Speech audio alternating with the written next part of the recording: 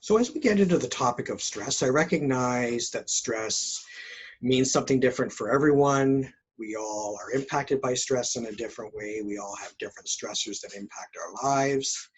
And for this talk, I'm come up with sort of just a very simplified, very neutral definition of what stress is. And I will probably refer back to it a few times as we get into this talk a little further. But what I've chosen as the quick definition of what stress is that it's a normal part of life. We all go through it. And it's the body's reaction to any change that requires a response or an adjustment. So certainly that defines what the pandemic has caused for us. We've all had to make an adjustment. We've all had to respond in hopefully a positive way to the change that the pandemic has caused. And just regular stress creates some sort of change. Often stress is caused by some sort of change. And we're required to make that adjustment and response, hopefully in a way that's going to benefit us and hopefully in a positive way. So that's kind of what stress is. Again, many definitions. If you look up stress, you can come up with 10 different definitions of how people explain stress. But that's kind of a simplified version of what we're going to go for tonight.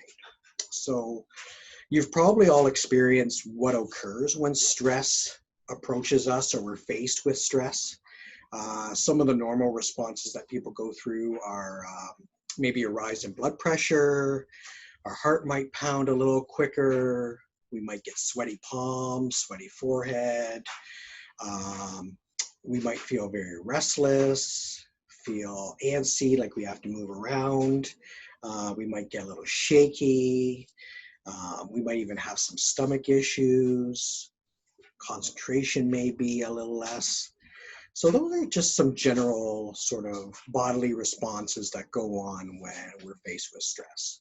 Now, I really want to point out that stress itself is not the enemy. Stress in society generally gets a bad rap. Stress is often seen as kind of a negative word in day-to-day life, but stress itself is not the enemy. And we're going to talk about two forms of stress. The one being negative stress, kind of the bad stress, and the other being actual good stress, positive stress that we can work with and can actually be really helpful for us. So let's get into that a little bit. So stress is not the enemy, but if we experience distress, that's what we call the bad stress. So if you're experiencing distress, you might be just feeling generally unpleasant. Your overall performance of what you're doing may be impacted.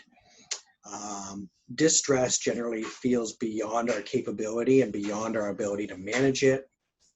We may get physically ill from distress, and certainly distress in our lives can lead to things like anxiety and excessive worry.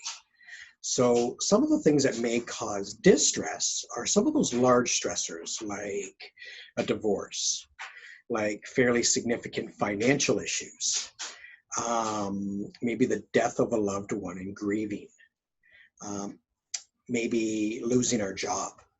Those are some of the things, some of the large stressful items that kind of hit us and we're left trying to cope, but we maybe don't feel like we can cope with that. It feels like out of our control and out of our ability to manage at the moment.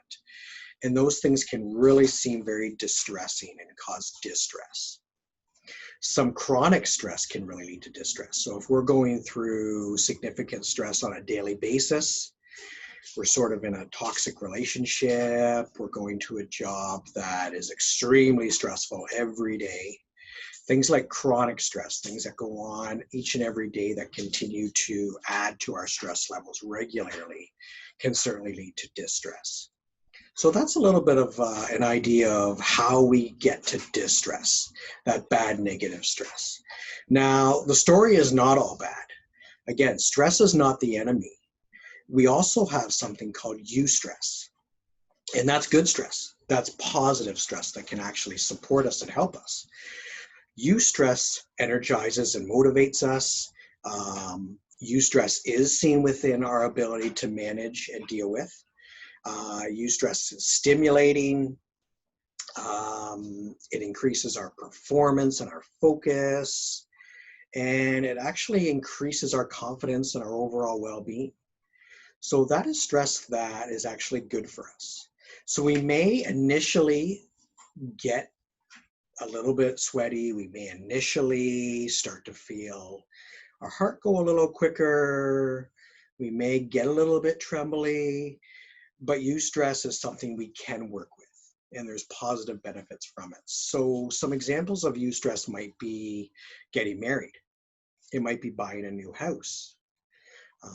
It might be starting a new relationship. Some of those things are eustress. It could be a job promotion, right? Job promotions can be a little stressful. What are they expecting from me? Am I going to be able to do it? But usually that challenge can be met and can be a source of positive stress. So those are some of the things that eustress have to deal with. So I really believe that it comes down to how we're perceiving the stress. Now, if we're dealing with distress, we have some of those large, difficult stressors land on us. Yes, difficult to deal with. In those times, we kind of control what we can and we just get through it with some management techniques, with support. We'll get into that a bit later. But the eustress is something that is positive, something we can work with. So that's what I really want to highlight, is it's really how we perceive the stress. Okay,